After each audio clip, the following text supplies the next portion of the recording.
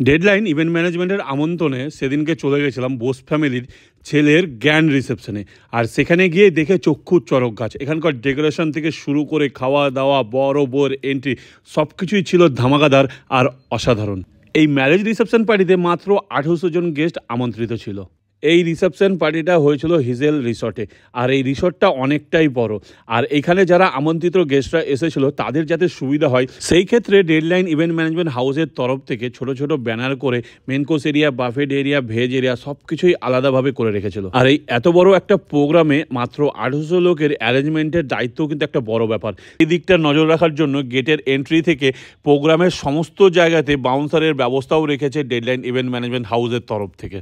এই রিসেপশন পার্টিতে আসা শুধু আমিই নয়, সমস্ত গেস্টদের মন জয় করেছিল এই রিসেপশন পার্টির ডেকোরেশন থেকে শুরু করে আলোকসজ্জা, খাওয়া দাওয়া, সমস্ত ব্যবস্থাপনা। এক কথায় অনবদ্য ছিল এই ডেডলাইন ইভেন্ট ম্যানেজমেন্ট হাউসের সমস্ত কাজ। এই বোস ফ্যামিলির তরফ থেকে ম্যারেজ রিসেপশন পার্টিটার সব থেকে যেটা বেশি ভালো লাগলো, এদের পার্টিটা চলেছিল 2 দিন ধরে। প্রথম দিন যারা আমন্ত্রিত ছিল বাড়ির ফ্যামিলির আত্মীয় স্বজন থেকে শুরু করে বন্ধু বান্ধব, বিজনেস পার্টনার থেকে শুরু করে অনেকেই। আর দ্বিতীয় দিন প্রায় 1000 জনের মানুষের সকালের জলখাবার থেকে শুরু করে দুপুরের মধ্যাহ্নভোজন ও আরও অনেক কিছু আয়োজন করেছিল তাদের জন্য। আর সেই সমস্ত মানুষগুলো কারা সেটা জানতে হলে ভিডিওটার পুরো শেষ পর্যন্ত দেখতে হবে।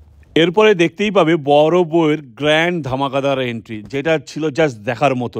সবার ফোনের ক্যামেরা এই একটা জিনিসের উপরই নজর হয়েছিল, এই এন্ট্রিটা। এবার কিছু খাওয়া দাওয়া করা যাক নাকি।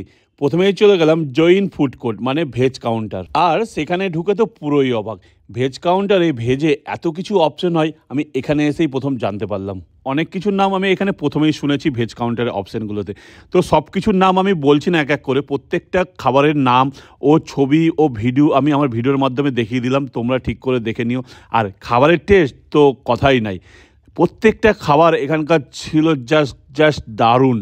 যে সমস্ত গেস্ট ভেজ আইটেম খাবার খেয়ে থাকে তাদের জন্য এই ফুড কোর্টটা ছিল সম্পূর্ণই ননভেজ আইটেম থেকে অনেকটা দূরে, পুরোটাই আলাদা। ডেডলাইন ইভেন্ট ম্যানেজমেন্টের তরফ থেকে এই দায়িত্বগুলো পারফেক্টলি করার জন্যই সবার থেকে আলাদা করে তুলে এই ইভেন্ট ম্যানেজমেন্ট হাউসকে।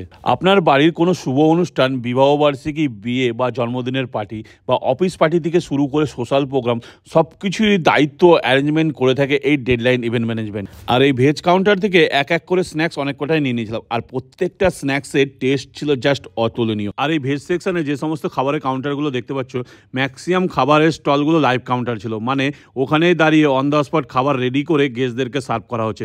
তার জন্য গরম গরম খাবার খেতে বেশ ভালোই লাগলো। থেকে স্পেশাল আর সব থেকে দুর্দান্ত যে খাবারটা লাগলো সেটা হলো এই বিরিয়ানি। হ্যাঁ, ভেজ বিরিয়ানি। পনির ও আলু দিয়ে তৈরি এই ভেজ বিরিয়ানি স্বাদে গন্ধে ছিল অতুলনীয়। এই ভেজ সেকশনের খাবার দাবার কমপ্লিট করে তারপরে ইভেন্টের চারিপাশে একটু ঘোরাঘুরি করে তারপর চলে গেলাম ননভেজ স্টার্টার এরিয়াতে। ননভেজ স্টার্টার এরিয়াতে যখন ঢুকলাম এখানেও দেখি সবই বেশিরভাগ লাইভ কাউন্টার, যেরকম ফ্রেশ ফুড কর্নার, পাস্তা, গালোটি কাবাব, উল্টা তাবাকা, রুটি, মকটেল লাইভ কাউন্টার ও আরও অনেক কিছু। একটা মকটেল ট্রাই করে তারপর চলে গেলাম এই কাশ্মীরি কাওয়া, যেটা আমি এখানে ফার্স্ট টাইম ট্রাই করলাম। আর এই কাশ্মীরি কাওয়া হলো কাশ্মীরের একটা গ্রিন টি, যেটা মশলা, বাদাম ও জাফরান দিয়ে তৈরি হয়ে থাকে। তারপর ক্যাপুচিনো, কফি ও ফুচকা। আর এই এত গেস্টের মধ্যে যাতে গেস্টদের কোনো রকম অসুবিধা না হয়ে থাকে, স্টলে যাতে ঠিকমতো লাইনে দাঁড়িয়ে না পেয়ে থাকে, তো এই ইভেন্ট ম্যানেজমেন্টের তরফ থেকে অনেক সার্ভিস বয় রাখা হয়েছে যে প্রত্যেকটা গেস্টের হাতে খাবার দাবার নিজের কাছে পৌঁছে নিয়ে যাচ্ছে। আর যেটা সব থেকে বেস্ট এদের সার্ভিসের মধ্যে, চিকেন মোমো থেকে শুরু করে হোয়াইট সস পাস্তা, রেশমি কাবাব, চিকেন টিক্কা, ফিশ টিক্কা, গোল্ডেন ফ্রাইড পাম্প সব কিছুই ছিল জাস্ট দারুণ। বোস ফ্যামিলির সুপুত্র ময়ূক ও পুত্রবধূ পল্লবীর গ্র্যান্ড এন্ট্রি ছিল জাস্ট দেখার মতো। আর এই এন্ট্রিটা ছেলে ও মেয়ের কাছে তো সারা জীবন স্মরণীয় হয়ে থাকবে, কিন্তু এই ইভেন্টে আসা গেস্টদের কাছেও চিরস্মরণীয় হয়ে থাকবে এই এন্ট্রিটা। সত্যি ডেডলাইন ইভেন্ট ম্যানেজমেন্টের কাজ এক কথায় অতুলনীয়।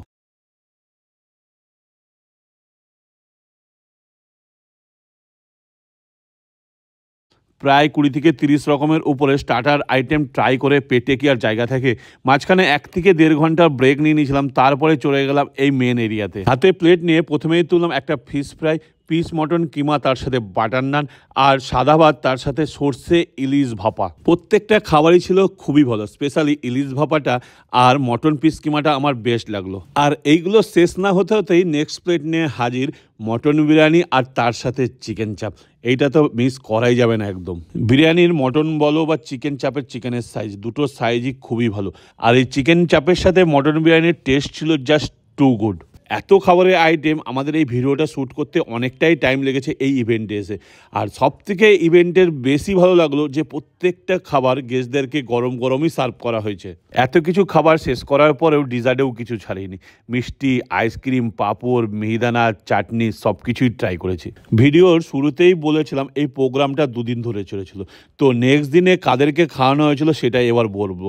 আরসি নগর হলো বহরমপুরের একটা সংস্থা যেখানে অসহায় দুস্থ মানুষদেরকে বিভিন্নভাবে সাহায্য করা হয়ে থাকে। এত বছর ধরে অনেক বিয়ে আমি অ্যাটেন্ড করেছি ও অনেক জায়গায় ভিডিও করেছি, কিন্তু এইটা একটু স্পেশাল ছিল। তার কারণ বধূ বরণ উৎসব উপলক্ষে বোস ফ্যামিলি আরসি নগরের ছোট বাচ্চা থেকে শুরু করে হ্যান্ডিক্যাপ, গুরুজন সবাই মিলে প্রায় 1000 জন মানুষকে এখানে ডেকে সকালের জলখাবার, দুপুরের মধ্যাহ্ন ভোজন ও বস্ত্র বিতরণ করেছে সবার মধ্যে। দ্বিতীয় দিনের এই খাওয়া দাওয়াটা আমার কাছে সব থেকে স্পেশাল লাগলো। তার জন্য এই বোস ফ্যামিলিকে আমার তরফ থেকে কুর্নিশ জানাই। সত্যি এরকম কাজ খুব কম জনেই করে থাকে। আর যদি যারা করে থাকে অবশ্যই আমি বলবো সোশ্যাল মিডিয়াতে প্রমোট করতে। তার কারণ এই কাজগুলি দেখে যাতে অন্যজন ইন্সপায়ার হয় আর এই মানুষের পাশে এসে দাঁড়ায়, সব থেকে বেস্ট।